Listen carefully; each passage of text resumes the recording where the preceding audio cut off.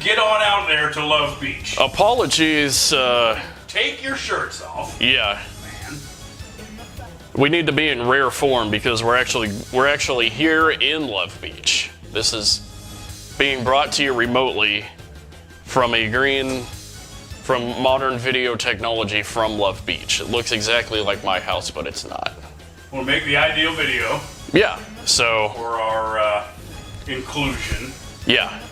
And, disclaim. Remember, yes. I have to disclaim. Yeah, he's got to disclaim. Since what we're talking about is a thing that I had previously said we only talk about, to mention that we don't talk about. So yeah. Emerson, Lake and Palmer, Love Beach. Yes. Yeah. So we're gonna. Sorry that I originally said that I would never mention it again, something like that. Anyway, because it ended up being kind of a cool thing to do to compare that album with the other worst one that they. Yes. Yeah. For those that aren't catching on, we're here today to discuss the two commonly called worst albums of the ELP discography, Love Beach and In the Hot Seat. Yeah, so when we were doing all that Keith Emerson stuff, oh yeah, I had never heard even of their 94, that very last studio album they ever made, Hot Seat. Yeah. Give it a listen on YouTube and got a kick out of it. Yeah, so there was ironic humor value in yes, in a fair chunk of that album. Yeah. So then that made me want to go back to Love Beach that I also had never bothered to listen to. It begs the question. Going all the way back to when I first saw it at a record store and refused to buy it. That ended up being pretty much the same thing. Yeah. That how it was treated. Yep. In the annals of prog rock and by ELP fans and yes, rock fans. Yeah. So. What did we find out? We went all the way through both albums. The Woman Love Beach. Yeah. Album. Yeah. And where you can't look at anything but that dadgum cover the whole time. No, like if you have it on TV, if you're enjoying it on the record player, just like stand the album cover up in front of your face and you'll have the same experience that we had listening to it on YouTube. And it helps add to the insist on walking around the room while or purposely reading a magazine, I don't know. Or look, that way you stumble into everything as you're listening to the album. So yeah, should we summarize and then do each track, or do each track and then summarize? So take your shirts off. Well, yeah. First of all. So or do this. Yeah, and then. Oh man. 1978. Yeah, came out in '78. Made as a contractual obligation. Apparently, they had broken up after the drama and relative disaster of the orchestra business. Yeah. And we're all mad at each other. It's a tough gig. Broke up as a group. Yeah. But then apparently Mr. Ahmet Erdogan himself, head of Atlantic Records, implored them / reminded them that they had one more album on a contract. Yep. All three of us said, we really feel we need a breakaway from ELP. We want to do some solo stuff for a while, and then maybe come back later after we've re-energized. And Ahmet said, no, you owe us one more album, and if you want a solo career, you'll make this record. So. And said, make one more. Couldn't have been Works 3 or Works 2 and then Make a Love Beach, yeah. 1.5 or whatever. So, yes, we got Love Beach. They lived in the Bahamas at the time. They did. Going in the whole thing with their tax problems in England, that apparently all or two of them, Greg and Keith, both rented houses. Yeah. In the Bahamas. They didn't own property in the Bahamas. They just kind of lived there. And Love Beach apparently being an actual place nearby. There you go. A beach that was named Love Beach. They said it was like they said the setup was similar to Abbey Road, like with the Beatles. Yeah, they in were the interview, Keith, he made it, help things along by claiming that so. it was, the equivalent of naming your album Abbey Road. Thank you, Keith. 1978. Yep. Time. So that you finished the album and Made in the Bahamas. yeah, so Pose for the picture. It's another one of those with 5 or 6 pop tracks or pop length yeah, tracks on one side, and then a sweet long album suite on the other, epic a thing side on the suite. other side. So yeah, so we just or should we start? We should start with the pop numbers first, probably. That's what most people probably listen to. I think that's what side 1 is. So yeah, side A, side 1 starts off with a song called "All I Want Is You." Oh yeah, they performed that on Top of the Pops, you know. Yeah, they did. Found a Top of the Pops performance footage of that. That was pretty cool. Yeah, they did. So, I mean, to me, it's a great Greg Lake love song. It's basically, Like most of these are. yeah. I mean, Lyrics are all Peter Sinfield, let's point out. yeah. So it Once again did a bunch of songs with Pete Sinfield. yeah, And you're in for a whole bunch of stuff, plain Love. old talking about love yeah. It always sells. songs, So, yeah. I mean, Greg compositions. Yeah, I like All I Want Is You. it's great. Had some. I mean, it's one of these that you could just play and be like, yeah, it's a pretty good song. Yeah, So. I have to inherently like them, pretty much, because I like Yeah. Greg Lake's songwriting and the phrasing in his vocals and stuff. Yeah, the voice. You can always put a Greg Lake thing on, and I'm not gonna say, oh man, take that off. Just the voice too. It's like Greg Lake's voice is fantastic. So, Title track. Love Beach. Yeah, the next song. Again, I kind of it's one of those power pop songs. It's got the guitars. Yes, that was we're gonna point out that they were trying to Late the 70s. radio play. Yeah. Since the prog era was freaking over with. Yeah, That you it's have the ushering in of new wave / power pop, and the riff, the quick little guitar riff in the beginning of this yeah. was definitely smacked of, oh, okay, here's your new wave power pop guitar Yeah, that basically, we put in this song. definitely like it basically counts as power pop if ELP wrote it, which basically, I mean, Yeah, it was funny. It starts with this thing that's clearly trying to sound new wavy in a little guitar riff, and then 25 seconds later, it collapses back into down, Emerson mood. down, down, It's time to disappear.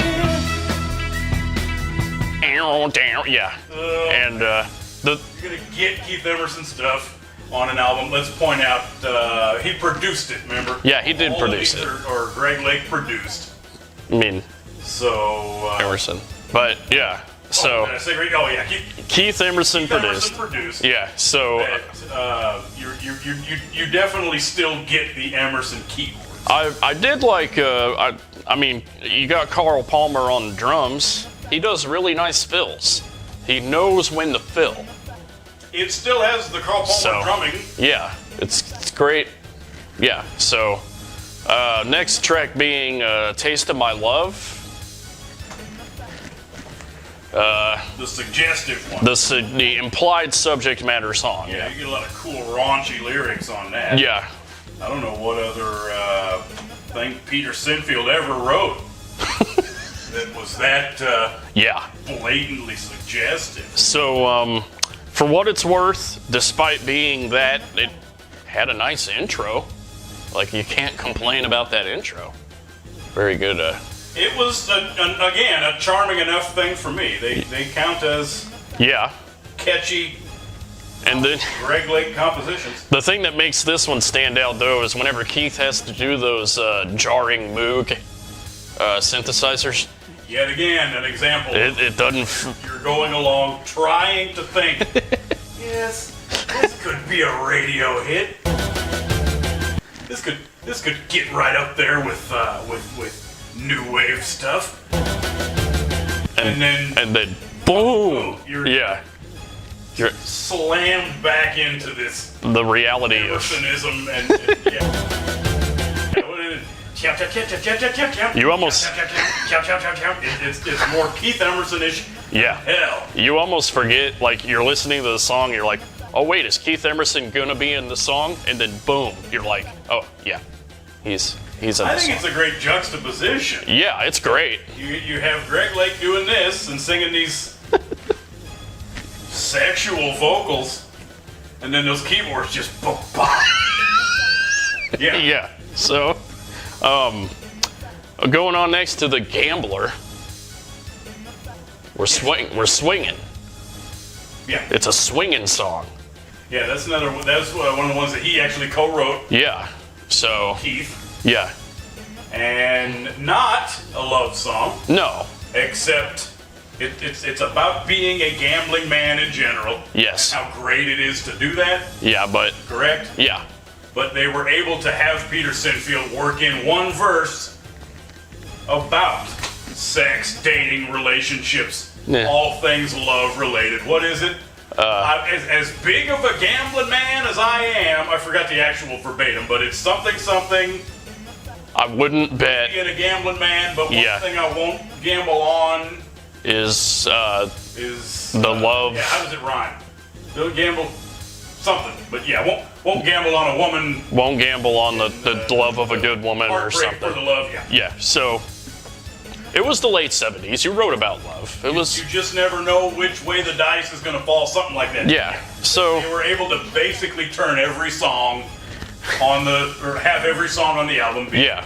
That's the two things that stood out for me was, again, the Emerson, the Moogs, because the Moogs come out of nowhere Upbeat, again. jolly, upbeat, So. But pushing the almost getting into that ragtime and whatever that is. the thing that made me take pause Yeah. and notice was, like, backup singers.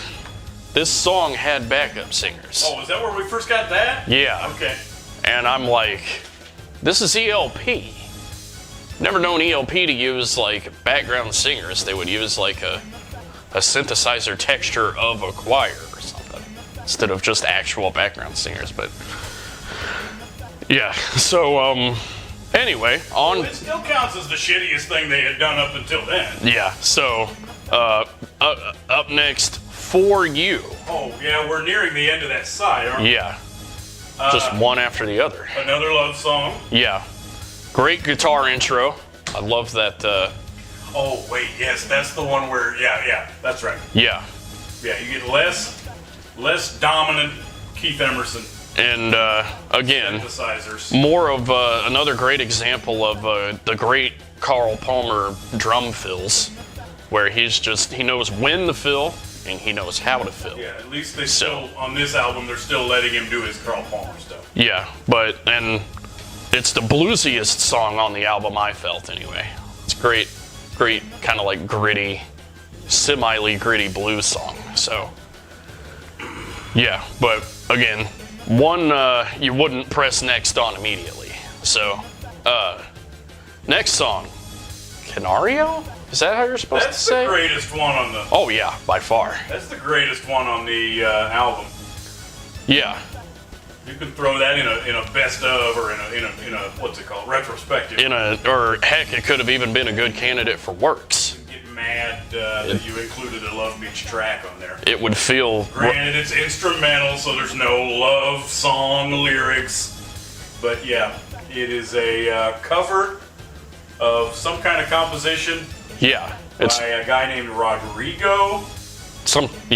which they were leaving in. I don't know who he was, but it's Canario. So And it's some kind of classical type composition. yeah, it was It great. is upbeat and happy as hell.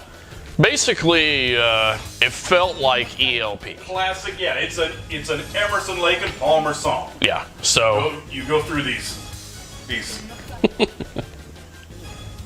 rollicking, yeah, Classical synthesizer arrangements. Yeah, sounds classical, barely any or no lyrics, and yeah. If you don't like it, then you're just not an Upbeat. ELP fan. Yeah, so, and it's a good kickoff. It actually acts as like motivation to flip over to side B. Yeah, they did a good job composing putting the order of the tracks together. Then you're like, oh man, we get to hear more ELP on the other side. Make you wait for the best one at the end of side 1. Yeah, And then you're like, oh, okay, so side 2 is the sidelong suite it's gonna be a rollicking good time. of anticipated. But yeah, the album, That is the side side suite. 2, Memoirs of an Officer and a Gentleman. Yeah. That was Sinfield lyrics? Yes, Lake or Sinfield? it was Sinfield. Did he do absolutely everything? Pretty sure he did. There may have been like a small Greg Lake contribution that I'm forgetting. Okay. But- well, yes, I considered that okay, but pretty much completely forgettable. Yeah, it's Really need another 20-minute long ELP song. yeah. You gotta kind of frame it in mind. We're coming up on it's 1978. Pretty sure the concept of album side suites has been done to death. Nobody told Roger Waters, or hell, actually, people did tell Roger Waters because freaking Animals had no album side suite. So if they're a little late on the memo, but they were living across the world, so I feel like it counts as them but sort of still trying to stick to their prog. a little bit, yeah, I think it was them trying to only compromise like that. some. Yeah, like a little bit. So, but to me,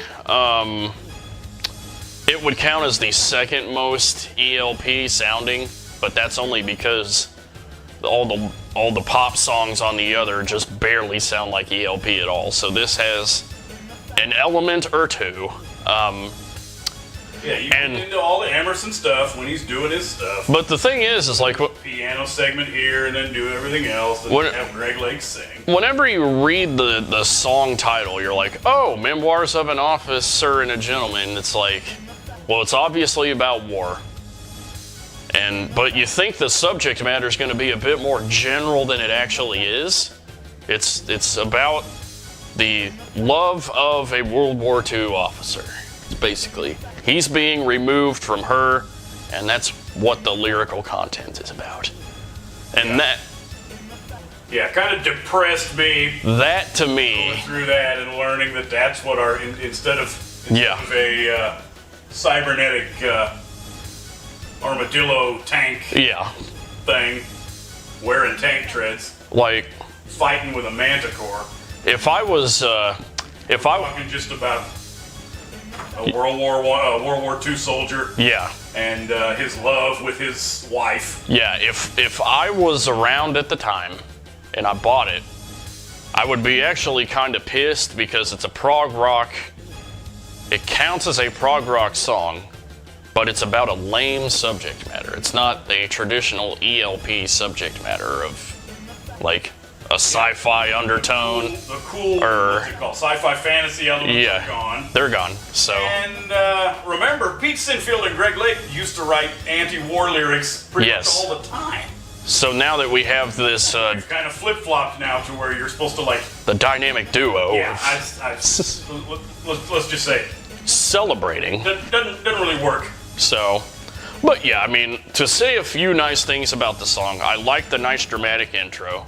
It can play in the background, So- and I won't complain. and- I'll be like, oh hey, it's an ELP song. Yeah, so Moogs, again, Emerson's behind it. Yeah, there are still synthesizers. There's gonna be plenty of Moogs, and it's got this weird kind of synthesizer part in the middle, but that's how you know that it's Memoirs. If you didn't hear that part, you would just think you wouldn't know what the song title was. So, good on them for doing that. So, yeah, general synopsis of the album for me anyway. It doesn't suck as bad as everybody made it out to be.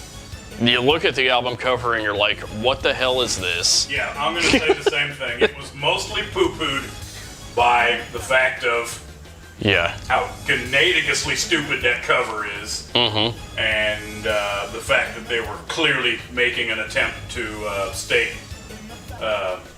radio friendly and Yeah. get back on the radio So, but yeah. and get a hit. Yeah. Not as bad as everyone makes it out to Yeah, be, though. it counts as So. 70s ELP. Yeah. Greg Lake's voice is still Crisp. completely high pitched. It's well before his voice started to get lower. Yeah. Whenever that happened, early 90s. Yeah. So, And the compositions are all it's ELP songs. it's ELP. Yeah. It's an album produced by Keith Emerson. So Yeah. they're all still It's yeah. ELP album. Yeah. So, Of course, make a distinction because of what we're getting ready to talk about. now, yes. Now we march on what? Almost 20 years later. Oh wait, before we do that, did I forget to talk about? Yes, I did. What very little humor value in Oh, Love Beach. yes. The thing how we had to compare and contrast these two Yeah, the crap albums. The humor Don't value. Get a lot of ironic, so bad it's good enjoyment from Love Beach, aside Yeah. from that doo-doo cover mhm. and the blatant pandering attempt. The commercialism, yeah. But what was the one funny lyrical bit in The Oh, Officer and the Gentleman? we almost forgot about that. Something about Going along talking about his time at boot camp, whatever, his time going off to war, and says something like, and what is it? and we thought For years, thought Central hitting was just for just old people's homes. Yeah. that was funny. You That's pick one of the neatest lines I've ever heard. you pick up the album at $5 at a thrift shop. That's what makes it worth it. Worth that. That in the picture. Sinfield and they would, of course, get funny here and there with a phrase. Yeah, But, yeah, that's that was funny. I like it. almost makes it, yeah. So, Anyway, our question of ironic humor, yeah. and, everything definitely gets flipped. Oh yeah. This, we're almost 20 years later. Our crappy companion piece. Yeah.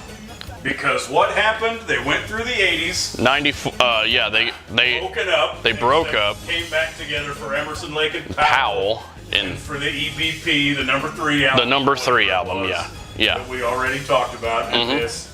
And reunion of 90s Yes. grunge era. Yeah. Black Moons, Black Moon, that I'm still pretty unfamiliar with, album. it's all right. I mean, Yeah, that apparently wasn't it doesn't sit on as poorly received as yeah. It doesn't sit on either side of the 1994's but In the Hot Beat. yes. That we, of course, already talked a little bit about, Oh yeah. and the reason what we're doing. Yeah, But we're here to expand upon suffice to say, the hot seat. we ended up listening to that album 2 or 3 more times. Yes, we are here because Can't say we didn't do any hard work. let's before we get into each track though, let's set the scene. 94, Nirvana is well in play, alternative, grunge, Oh my goodness, yeah, that's the first thing. and Start giggling about. yeah. So It's not even 92, 93. no, This was released in September of 94. that is correct. We're way along into the whole 90s thing. This is Got it. time for what? For For Helmet, almost Oasis. Oasis, Helmet's second album already out. Yeah. Or what that album is, the Betty album. What's it called? In Utero, Offspring. Offspring's first Another album. Group of douchebags. Green Day. Green Day had Dookie, you know, freaking 94. Madonna is well in play. Is Spice Girls, Live? No doubt. They weren't big in 94. no doubt. Who were the groups big in 94? There was No Doubt. There was Metallica. There was Soundgarden had just come out with that. the Seattle scene is just on point. Freaking, Late 94. All of that had already pretty much it's in. been established. Yeah. late '94. You ever say Offspring? Yeah. But dipshits, Rancid. There's Anyway, that's your rock picture in '94. Pantera album and stuff. Yeah. Dimebag was, yeah. So here's the rock. That's the rock. As I said, they did that '92 album, and it's funny enough to even think of that being released in '92. I mean, yeah, but yeah. 94. Coming back. We got and this. What was the situation? Victory Records. Yeah, it wasn't. Their newer record label. Evident. It's not Atlantic Records. Right. Called Victory Records. They were on the verge of bankruptcy. What's it called? Yeah. And evidently the album from '92 didn't do so hot, so they were like, tied him over as a record label. we need this one breakout album, and then we can Pressure was on. we can retire, and maybe do a live show every year or two. Well, they said, But look, boys, we need a hit album. Or Yeah. So we're not even going to exist as a label. So what do we get? The fucking hot seat. They kicked it into gear. They did. They threw some coal into the choo-choo oven or whatever. Yeah. They tied a chair to the tracks right in front of the train. Right there. It's right there. Literally the hot seat. It's the hot seat. So the pressure was on, and I think there is some dimension of irony to that title. There has to be. The pressure was on him for making this. Yeah. For making this hit album, and again, if I were Greg Lake or any of them, I would have looked over at the guy or looked over at this producer they sent in. Yeah. And said, "We're ELP in the '90s. we had just had our comeback album. We don't owe anybody anything. Pushing 50 years. Well, yeah, but the idea we're ELP in the '90s." What do you think we're gonna sound like? Yeah, exactly. We could maybe do our same exact old stuff from the '70s, or we can do these. And that's the other guy, the other record man or producer guy would say, no. What you can do, though, is try to make these goofy adult contemporary it's like crap songs. It's like the producer just got done listening to a Sting album, and it was like, yes, this is the one. This stuff is so adult contemporary-ish. It almost makes you throw up. That you're like, it doesn't barely have to be ELP. Yeah, it can be anybody. Most of it you can't tell except for that you can tell Greg Lake's voice. And if they didn't give you the immediate context, or if you weren't a hardcore fan that had followed him from decades before, and understand that his voice had gotten low after he was 45 or 50 or something. Yeah. So that you wouldn't even know it's him. Exactly. You might say, wait, that sounds kind of like the guy from Emerson, Lake and Palmer. Yeah. But that's what this album is, and that's why we got such a kick out of it. So brought in this other man. It's another Keith, by the way. There's two Keiths. Yeah, we got two Keiths. You have to discern which Keith you're even talking about, because the producer is brought in by the label. Keith Olsen. To make radio-friendly things. Yeah. So. And he co-writes a few of the numbers. Yeah. Whether they're talking about lyrics or music. Yeah. You go in the songwriting credits, there's plenty that say Lake. Yep. A few that say Emerson. A few that say Emerson. You also notice this Keith Olsen guy is. You might see a Palmer or two, I don't know. Horning in? No. Oh, okay. Horning in on songwriting credits. Yeah. So. They just really had to let him take the reins. What do you get? Hopefully they start with the only... we start off strong, boy. Reasonably pleasant. Yeah. Or ELP-ish even at all song, Hand of Truth. Yeah, we start off strong. Awesome high energy intro. And... Yes. I had that dadgum riff stuck in my head driving up here. From listening back to it again last night. Yeah.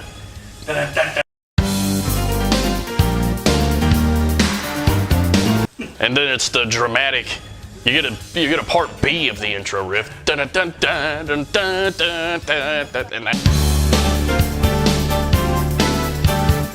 that winds up being the main. But and then you get Greg Lake singing. Then all talks about. Let's see. What do you get in his lyrics for this? It's half love and half like the pressure. No, not the pressure. Sad state of the world. Yeah, it's social problems in today's society. It's one of and these. Just the all the bad stuff going on in the world. And encouraging you to. Not really specifying what they are, but generally summing up. Yeah. The bad stuff going on. Yeah. And this is one of them. He talks about what is it? You've got the power. We all want to make a change. We all want to make a change. We got the power. You can't. He encourages you to go out. Resting on the laurels of. Yeah, it was like I thought I'd found what I was looking for, but then I changed my mind because the world is bad and we can still make a change. Yeah. So stuff like that. Yeah, it's a great way to kick off this album.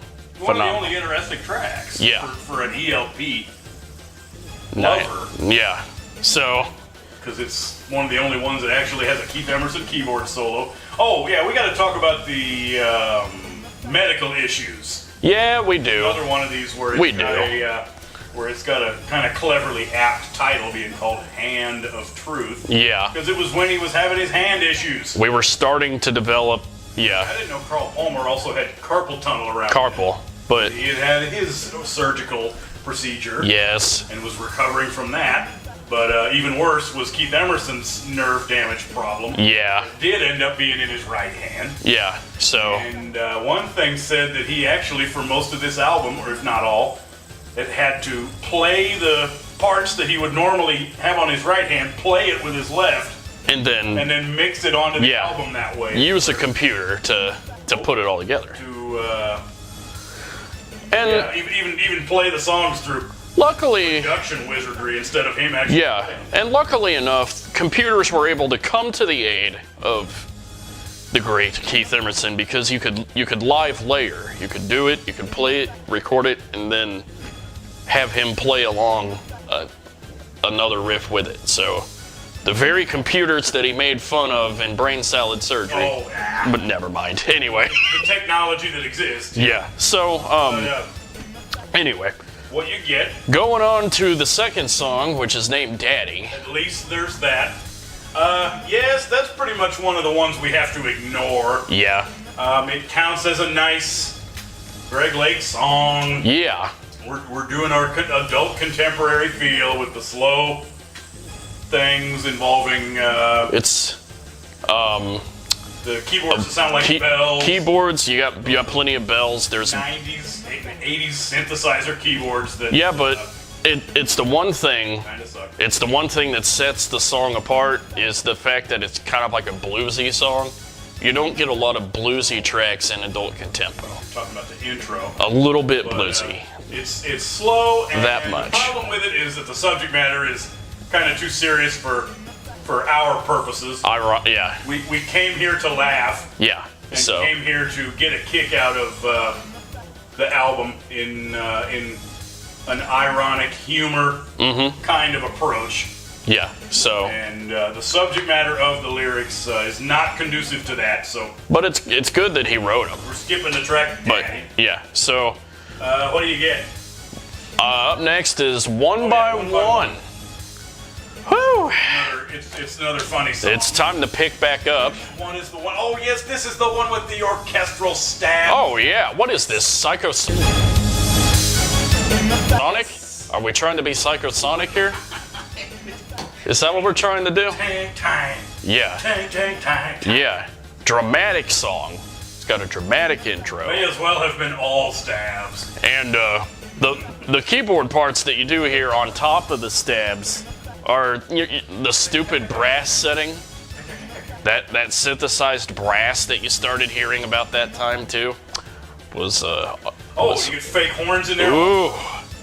Oh man. Yeah, I'll go along with that. And on a Gnadicusly bam, bam, bam, bam, bam, bam. Yeah, and freaking It's another Greg Lake song where he's talking about the problems in the world and the state of humanity. And it's great though because it breaks into a positive sounding reinforcement refrain like the first song. You start to notice the difference where he's in the verses, he's singing about the problems, and then in the refrains, he's like, yeah, but you can make a change about them.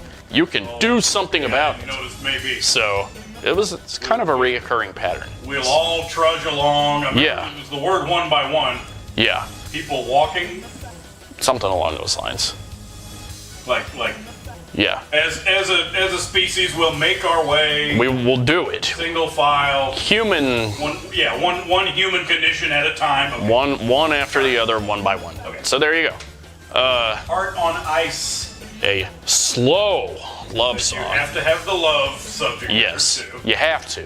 It's what sells. If you're not talking about the state of the world today, then you're talking about sex, dating, and relationships. All under a love sky. It's 94, guys. Do we need these slow love ballads anymore? Oh, did we need another one? No. Whenever I was You get that adult contemporary crap. There's not that much the ripe old age of 6 at the goofy time, hilarity. I wanted my love songs to be energetic whenever I wanted them. I wanted the hit As 90s. a regular old 6-year-old. Yeah. Whenever I'm the discerning musical critic at age 6, I wanted high energy songs. So this wasn't it. Okay. So- yeah, I guess when I was 14 to 15, I can basically say the same thing. Yeah. I wanted them to not suck. The days of adult contemporary So were darn over. yeah. That I admittedly was part of that crap in about 1989. So yeah. Anyway, Thin Line, the next song. Oh yeah, this is our other best one. Oh my gosh. For your side splitting Oh man. hilariosity. This was the one with the Oh my Yeah. god. the funny 90s hip hop feel of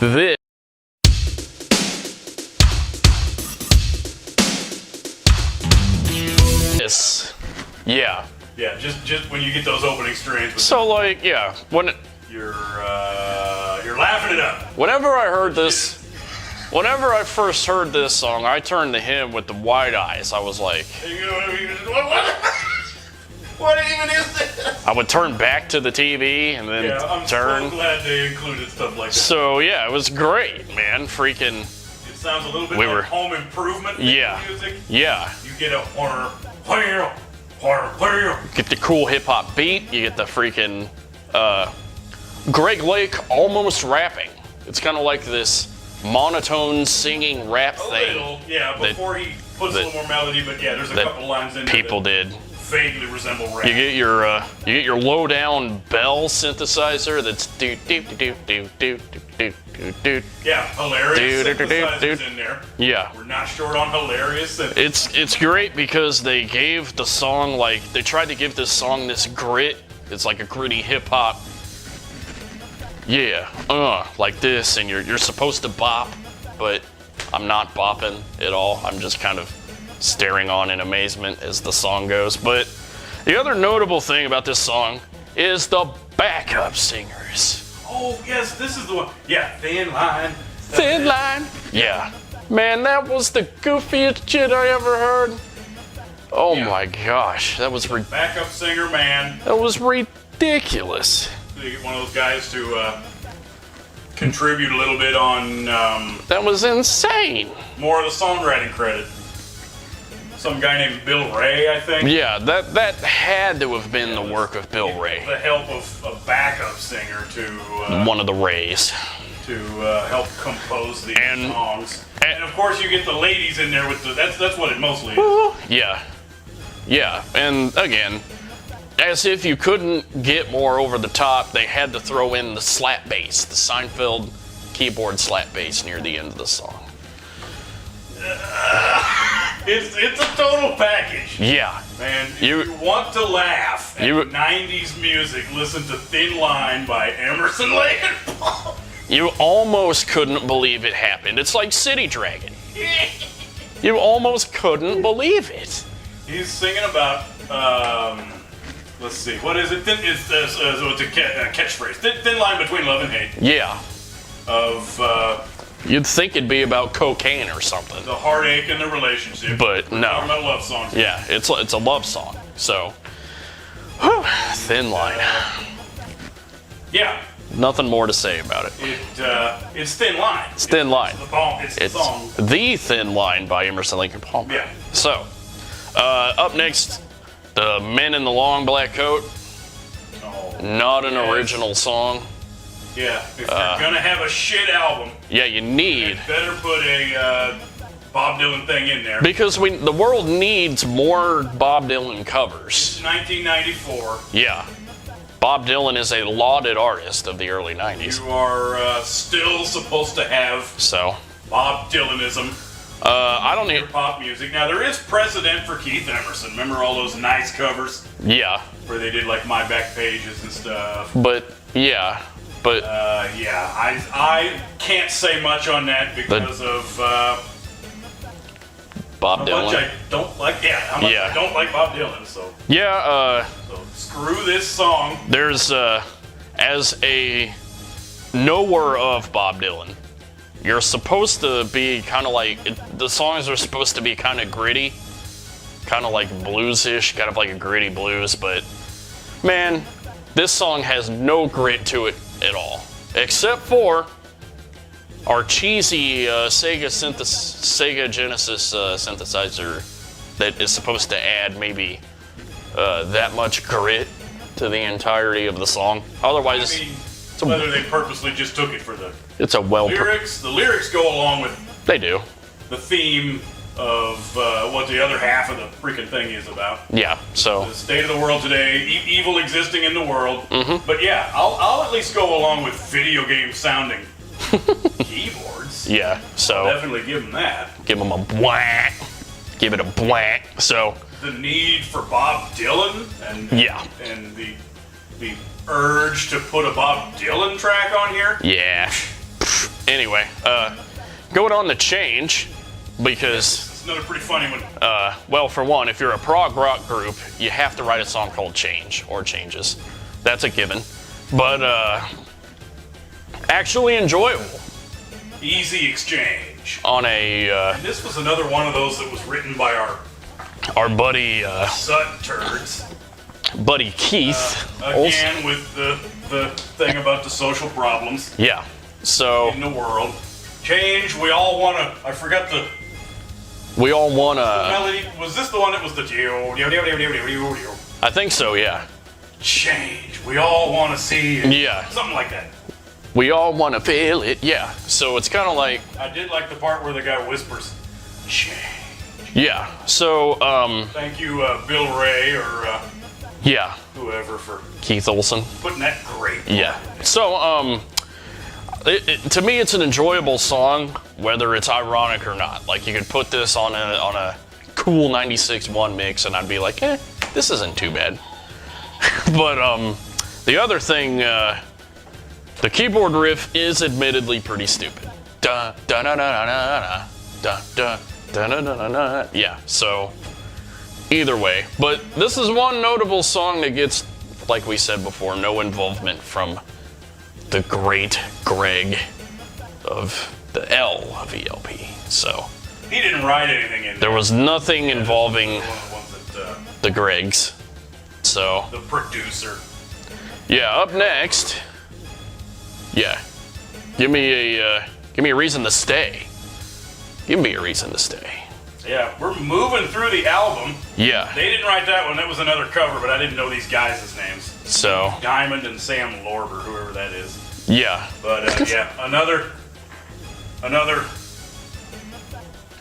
slow. regrettably slow, regrettably goofy love lyrics. Yeah, Didn't really stand out in terms of it'll put me to sleep. humor value. It would have been better if Sting sung it. Oh, was this the one we were talking about Sting? Yeah. So if Sting sung this one, it would have been better. But I will sing it. just give me a reason to keep listening to the song. What it boils down to for me. Like, Correct. I need a reason to stay with this song. Yeah, it's another one of those that might have been titled Yes. with a little clever wordplay in the title. Yeah. Need a reason to continue listening. So, but yeah. Next song, Gone Too Soon. Yes, that was our decidedly non-ELP Yeah. thing, even more so. Yes. Is this the one that was what? That was notoriously made with None. session drummer and session keyboard. Yeah, none of the creative force maybe Try outside. to pretend to have Carl Palmer. Yeah. Because a lot of the things on these, a lot of the tracks on this album have just a real basic drum beat. Yeah. And not any of the cool rapid fire things that Carl Yeah. Palmer was known for. That would be my question for the album is what happened to the Palmer energy, Yeah, you know? did not even let him do his thing on some of the tracks. So- A lot of it is just these, just a real basic beat Yeah. with their idiot, what's it called? The big drum sound Oh yeah. that was popular at the time. Yes. But this one didn't even involve him at all. No. So, Why put the E and the P in your ELP song? oh exactly. Why do it? But I mean, unless we're just really trying to give them a break. for Was it at their behest? Did they say, guys, let us not be on this one? For this, Yeah. for this. guys, yeah, let us take a break. It's kind of like a live show where Just be L yeah, for once. where Keith and Carl have to go backstage and take a break or something and let Greg do a solo or whatever. It's kind of like one of those things, but it's in the And studio. It's got one of these. It's These last couple tracks on the album have the kind of beat where it's like you want to start doing this. oh yeah, it's got great late '80s energy. You want to walk like this. It's the horn synthesizer actually sounds fairly good for a change. Those crap keyboard horns sounded okay. It was meh, you know. It was like, hey, that actually sounded pretty okay. It was not even so horrible in a late 80s, early 90s world. It was, but yeah. So to me, the song felt kind of like it belonged in like a Dire Straits music video. I think I remember you saying it, yeah. It was like you could do one of those sketch videos to it, and it would be perfectly okay. So And then I think this one is the one that had, we had to add yet another guy named Keith to the album. yep, that's it. Keith something? Keith, I think he co-wrote, it was another guy that co-wrote the Yeah, Keith deals. Olbermann? No, Wexler or Wexler. there's too many Keiths to keep track of. Third Keith. So yeah, you could have it Keith and Keith, but that's not a very marketable band name. Anyway, last track. That's another nice funny one. Oh man, And if you don't include the bonus track, they end in a pretty funny, and in a high note. goofy kind of way. Street War. Street War.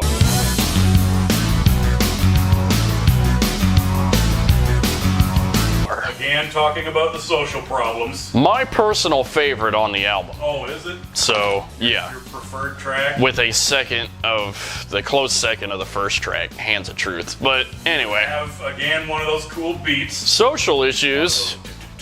Yeah, you can see a driving beat makes if you hear it on the radio while you're driving.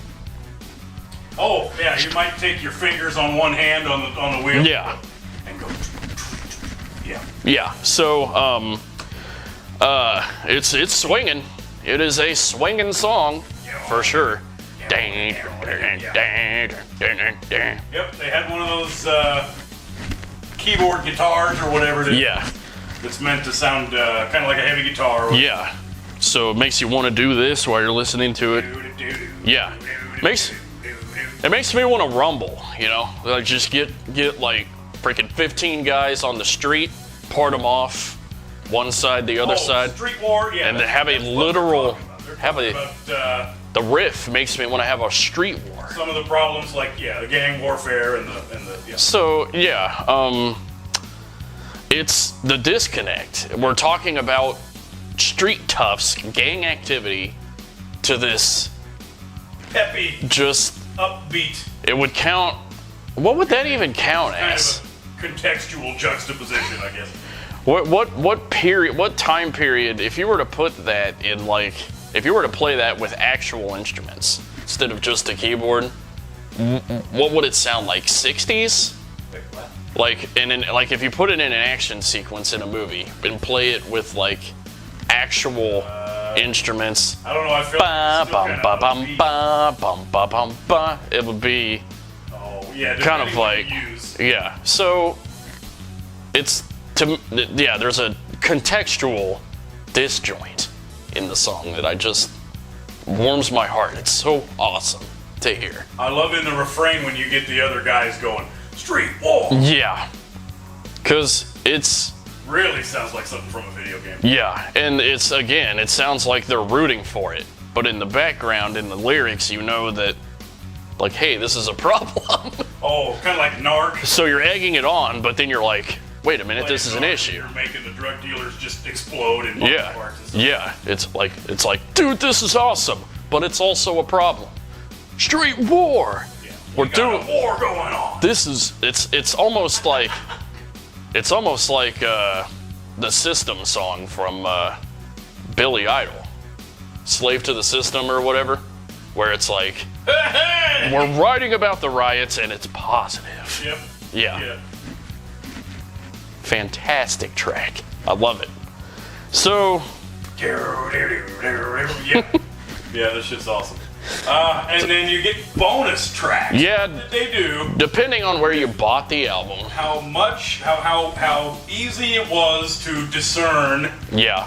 by them themselves that this was a turd, So that they went ahead for actual ELP listeners and fans yeah. and added on the studio recording Yes. of Pictures at an Exhibition Yeah, you get a round. as a bonus track on the CD. It's a round 2. It's like an abridged version. Yeah, they but- started doing that a long time ago, Yeah. where they would play just a 15-minute version of it instead of that entirety. But the cool thing is they kind of do like a synergy thing where you play your old songs, the songs that you know very well, but you play it with a new synthesizer type. So it's like 90s and 70s at the same time. It's So- at least your classic material. It's I'm never gonna turn down Yeah. those three guys playing that music. Oh no. Did you know Mussorgsky's name was Modest? I didn't even know that until I saw these other credits. On the original album, it just says his last name, Modest. but when it showed his first name, it's not even Modesto. No. You'd think it would be something European. Modest something. It's just the word modest. Yeah. Anyway, it's nice. It's nice they did it. Yeah, it sounds great. A demonstration of a little self-awareness that they included it on this otherwise ganadiciously stupid album. So it's cool that they finally said, let's make a studio version of. Yeah. It's not going to be superior, No. especially to a fan like me, where Pictures at an Exhibition album Yeah. is my pretty much favorite one. The diehards, yeah. So I'm not going to call it better. Yeah. But I am glad they made it. it's a notable effort. Put on. If you consider that it's at the end of this album, so if you consider that the last studio thing they ever did, this is their last album. Yes. They ended well if Pictures at an Exhibition is the last The final thing they did in the studio. thing they, yeah. Yeah. So, and if you bought it in Japan, you got an acoustic cover as well of Hammer It Out. Hammer It Out. Yeah, you almost forget. Yeah. Yet again, proof of how much they Japan. liked Keith Emerson in Japan. Yeah. So, The Hammer It Out song, jolly piano track at the end of that album in Japan. in Japanese only, yeah. So, Do you call album summary time. again? Yeah. I'm glad it exists. Oh, yes. There's enjoyment to be had. Plenty of enjoyment. Yeah. This is the one that you can't say. It's the tour distinct. For Love Beach, Yeah. you say, or I do, I think we kind of agree, but I say not even that bad at all. No, it's not. Still counts as good tracks. Yeah. Classic ELP. You can put it on and be satisfied, you know? Can't get that much ironic humor out of it. Yeah. Because it still basically counts as okay and classic and It's- pretty good stuff. Yeah. This is the opposite. Yes. This is the one that's In the hot seat is. nadigiously stupid. Oh, yeah. And Yeah. that you can only do. Pretty Yeah. much only do Yeah. with You can't. humor value. Yeah, you cannot take this album seriously at all. You can't do it. If you try to take it seriously, you go out of your mind. Yeah. So you just have Like to. I say, even just basically, without even, before you even hear it, considering the The bubble, the music scene, the at environment. time Yeah. of early '90s, Yeah. and that this and that that's the fact that that's what they were trying to put out as a great hit album and some great radio hits and Oh man, I love it. tracks. It's great. It's fantastic.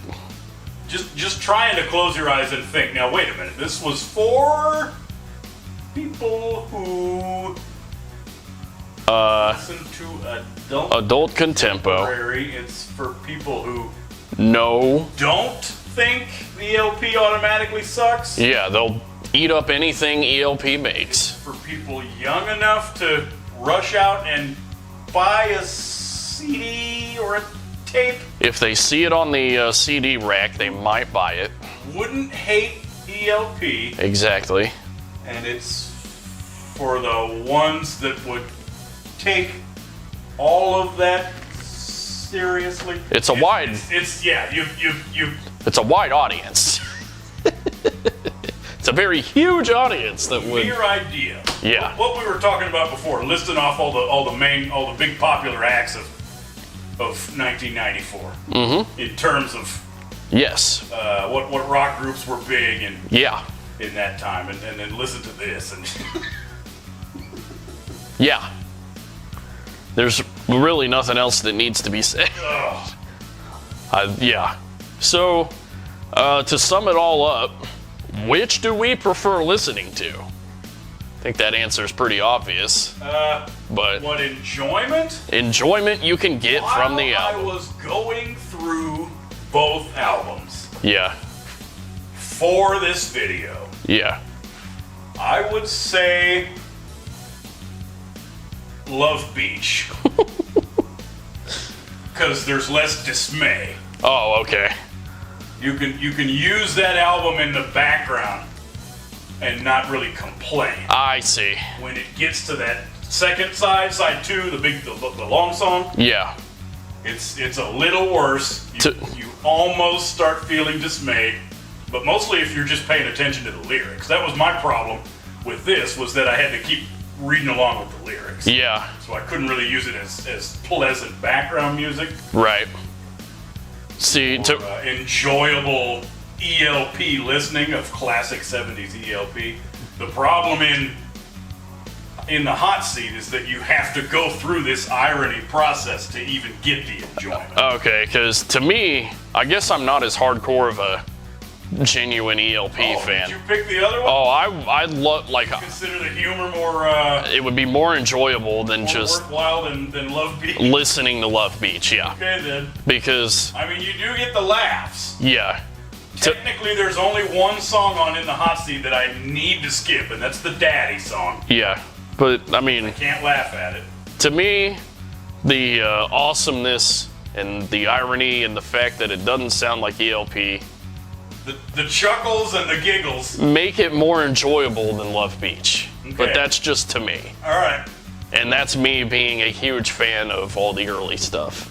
You got your serious ELP, and then you have this ELP that tried to make it. It's So for you, the humor outweighs the dismay. it's almost yeah, it's not on the same level, but the principle is the same as Emerson, Lake and Powell.